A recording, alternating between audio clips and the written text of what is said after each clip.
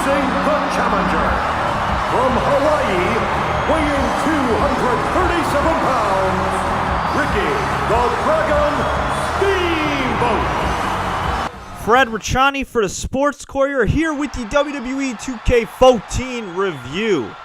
We reviewed the new WWE video game presented by 2K Sports on the Xbox 360. And if you're wondering what's new this year, well, instead of Attitude Era mode, which was critically acclaimed, 2K presents 30 years of WrestleMania mode. In other words, you are celebrating 30 years of the granddaddy of them all, the Super Bowl of professional wrestling and sports entertainment, by reliving some of the greatest moments in the event's history. Moments such as Andre the Giant body slamming Big John Studd, Hulk Hogan versus King Kong Bundy, and of course, my personal favorite rivalry, Rock versus Stone Cold Steve Austin. Now, this seems like a lot of fun, and when I was playing this mode, it was a lot of fun, much like the Attitude Era mode. You had objectives. You had, of course, your main objective to move on to the next stage. You also had some historical objectives. The more objectives you complete, and of course, the more often you win, the more unlockables you get. Sometimes you get unlockables such as the WrestleMania 1 and 2 arena. Other times, it's Bobby the Brain Heenan, Hulk Hogan from WrestleMania 2, King Kong Bundy, Big John Studd, Andre the Giant, you name it. Now, if you're a hardcore wrestling fan like myself and you appreciate pro wrestling history, I think you're definitely going to get a kick out of this. If you're not a hardcore fan, or maybe you're a casual fan, or dare I say, maybe you are a fan but a guy that just, quite frankly, does not care about stuff that happened 20 to 25 years ago, or even 10 years ago, well, maybe you won't care so much about winning $15,000 in Big John Studd's Body Slam Challenge. We also have Undertaker's Beat the Streak mode, or you could defend the streak. This, to me, was the most exciting part of the game going in, but it turned out to be the most disappointing, and I'll tell you why. First off, defending the streak. Now, I thought, when it meant defend the streak, hey, you get to relive all of the Undertaker's classic WrestleMania matches. Hey, you get to go through all of them.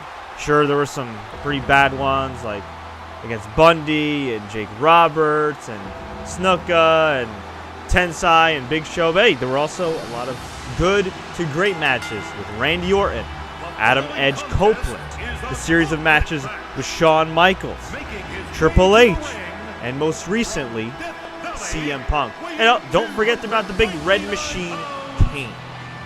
Instead, this was more of a video game gauntlet. You see, I'm a hardcore wrestling fan, and I'm into wrestling history, particularly the history of WrestleMania and one of its greatest characters in The Undertaker.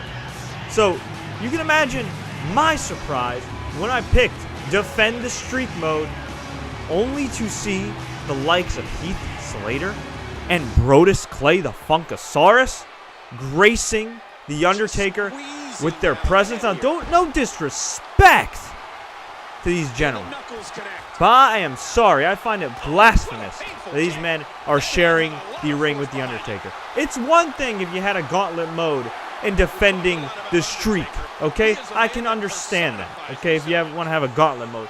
But I think the main objective should have been, hey, let's relive all of The Undertaker's great WrestleMania matches. Let's try to write history again, or rewrite history. And you can either play as one of Undertaker's past WrestleMania opponents, or The Undertaker himself, and try to stay undefeated at WrestleMania, going up against the likes of his past opponents, such as I mentioned before, Triple H, HBK, CM Punk, Kane, Big Show, Diesel, etc. I did not expect the gauntlet. I was kind of disappointed in that, to be completely honest. Now, it takes place in the supposed WrestleMania 30 arena, which will most likely be very different from the one you'll see at the Mercedes-Benz Superdome next year. But, if you're wondering, no, the arenas don't change even if you get new opponents or opponents that Undertaker has actually wrestled in the past. So we started out with Heath Slater, we had Brodus Clay, we had the likes of Santino Marella, and then it's like, bam, all of a sudden you got Triple H. And this might be a drawback to some fans. While it's great that, you know, you can take out the guys like Heath Slater and Brodus Clay in relatively short order, given the fact that, well, you are The Undertaker.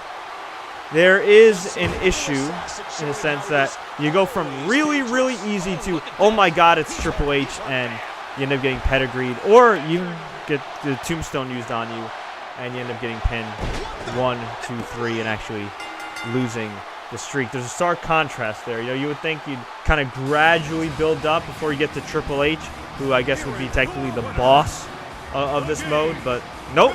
It's like, okay, you got your mid-card guys, and bam, you got a legend that you all of a sudden have to take out. But hey, it was fun, but again, quite disappointing for me because I thought you could relive some Undertaker's WrestleMania moments. And technically you can if you face a guy that he's faced before at WrestleMania, but again, I think it would have been better if they just had you go through the actual streak and try to keep it intact like The Undertaker has done throughout his illustrious career. On a side note, one thing I really did like about WrestleMania mode was the historical videos, much like the Attitude Era mode in 13. Why they couldn't do this for the Undertaker streak mode, I'm not really sure. We got some pictures, we got some nice detailed descriptions of Undertaker's WrestleMania wins in this historic streak, but why not show some great video packages like WWE has produced in the past? I mean, no disrespect, but it kind of felt like I was reading Wikipedia in this video game. But we also have Beat the Streak mode. In other words, you can pick any wrestler, such as Randy Orton, as I did, to try to dethrone The Undertaker. Randy Orton is the Legend Killer for a reason. Those two did wrestle before, way back in 2005 at WrestleMania 21. But unfortunately, we stayed with the same arena, which was WrestleMania 30. I could not choose the WrestleMania 21 arena. I get it.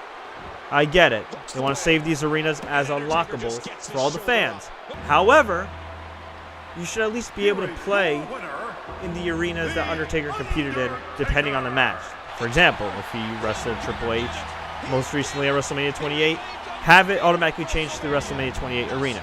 If you wrestled Randy Orton at 21, have it magically change to the 21 arena in either Undertaker mode, but that didn't happen. Now, The Undertaker, to me, playing him as an opponent, seemed like Bowser on crack. The dude is ridiculously hard to put away, and I understand it. It's The Undertaker. He is immortal. He is the Phenom, but man, I hit him with multiple chair shots. I put him through a table, and I hit him with the RKO 3 times, and he still kicks out. I get the fact that you're supposed to suspend your disbelief in pro wrestling, but man, oh man, I don't know about that one. Universe mode, I think, is improved. Very similar to WWE 13. However, they now give you rivalry mode. You can actually book rivalries and insert guys to the programs upwards of 12 weeks. So it doesn't matter if you guys first compete in a Hell in a Cell match, a ladder match, a steel cage match, whatever. At the end of those 12 weeks, that's when the feud ends. Not 4 weeks later, not 8 weeks later. And as always, you can edit the universe as well. Of course, we have the usual modes that people love, like Create a Wrestler, which they made even more in-depth. Yes, as you can see right there, I do kind of have a twisted sense of humor. Please, don't judge me. I was just having fun. For real. For real. And don't ask me how that guy got all that back here. I really don't know. Oh, Jay George. Wow, his name's Jay George. That sounds really familiar, like one of my old co-hosts or something. Graphics-wise, it looks a little better than 13. Better textures, better shadows. The models are shinier. But that's really about it. As far as the gameplay goes, I'd say the controls are a little more fluid. Still clunky in some parts. You still get some awkward camera angles when they cut to a signature move sometimes. Commentary. This was a problem for me. Yes, it's great that we still have Jim Ross in certain situations like WrestleMania mode. At the same time, man, I love you, Michael Cole, but doesn't bode well for him. He sounded like he was commentating the PGA Tour at times as opposed to a big WrestleMania match. There was one point where I believe I hit The Undertaker with the RKO, and Michael Cole no-sold it and did not mention the RKO whatsoever.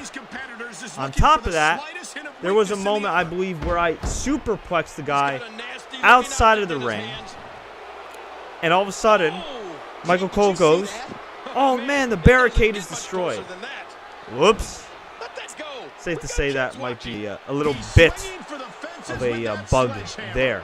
So overall, I think it's a lot of fun.